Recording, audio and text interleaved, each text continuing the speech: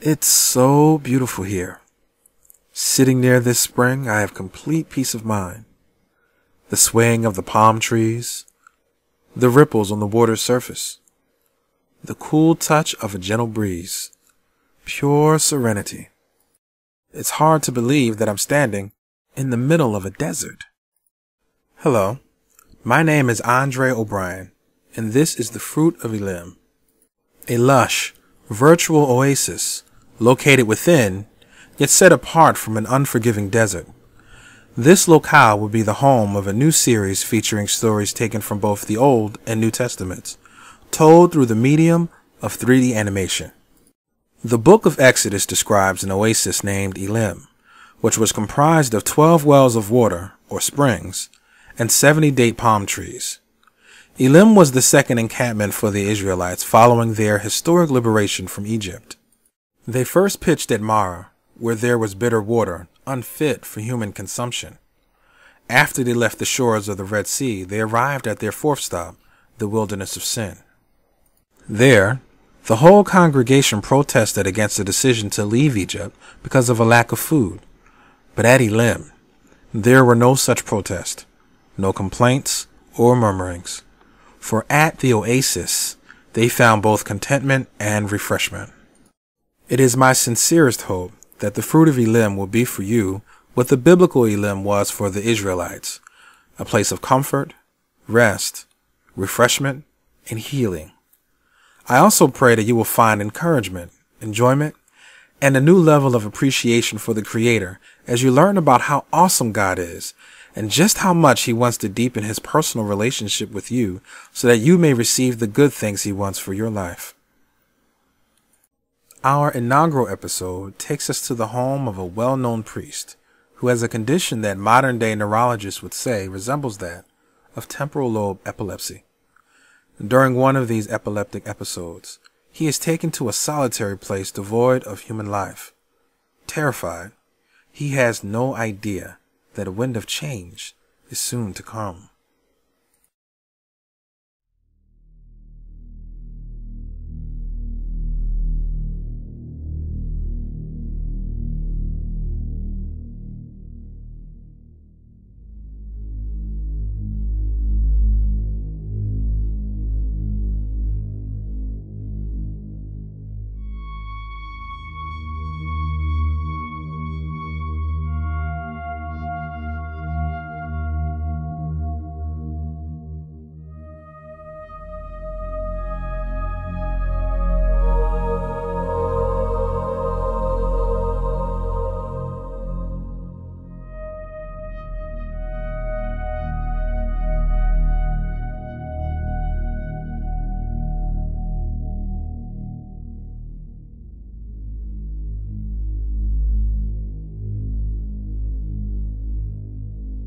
And the hand of the Lord was upon me, and carried me out in the spirit of the Lord, and set me down in the midst of the valley, which was full of dry bones.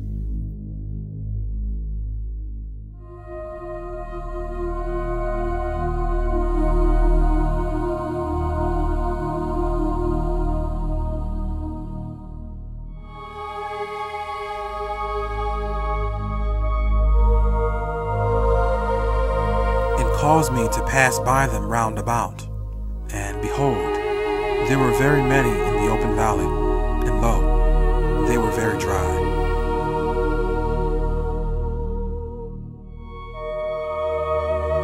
And he said unto me, Son of man, can these bones live? And I answered, O Lord God, thou knowest.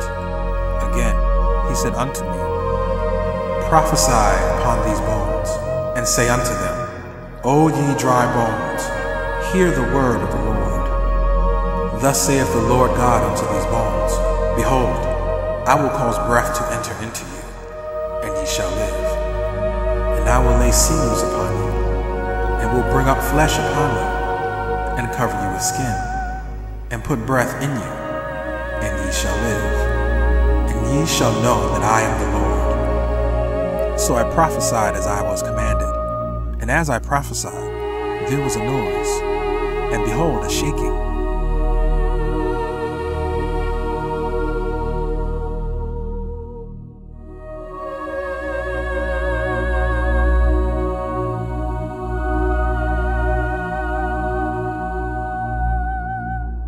and the bones came together.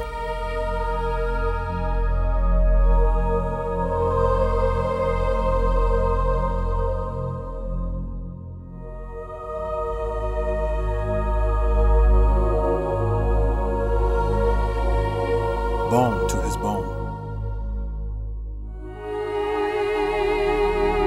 And when I beheld, lo, the sinews and the flesh came up upon them.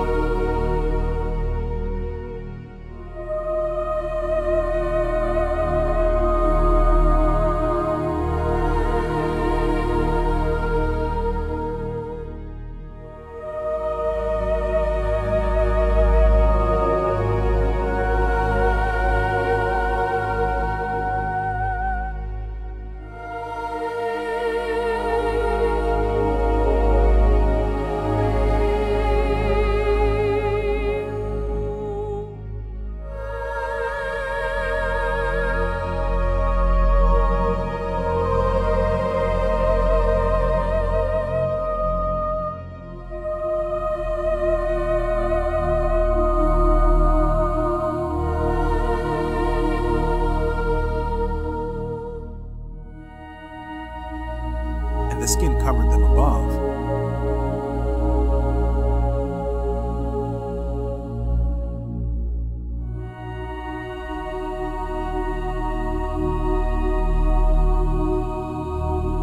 But there was no breath in them. Then said he unto me, Prophesy unto the wind, prophesy, son of man, and say to the wind, Thus saith the Lord God, Come from the four winds, O breath, and breathe upon these slain, that they may live.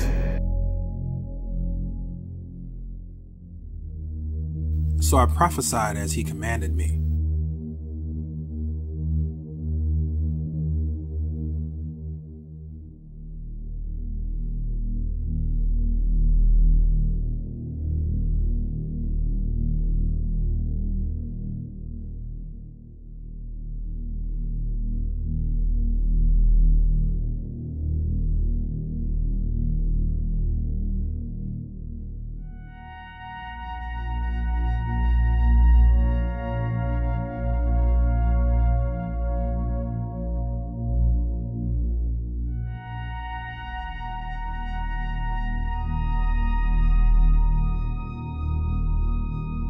And the breath came into them.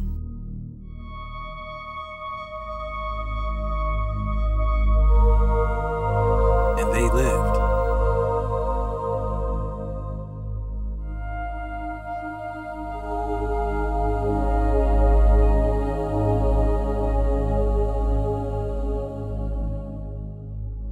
And stood up upon their feet, an exceeding great army. Then he said unto me, Son of man, these bones are the whole house of Israel. Behold, they say, Our bones are dried, and our hope is lost. We are cut off from our parts. Therefore prophesy, and say unto them, Thus saith the Lord God, Behold, O my people, I will open your graves, and cause you to come up out of your graves, and bring you into the land of Israel. And ye shall know that I am the Lord, when I have opened your graves, O my people, and brought you up out of your graves, and shall put my spirit in you, and ye shall live, and I shall place you in your own land. Then shall ye know that I, the Lord, have spoken it, and performed it, saith the Lord.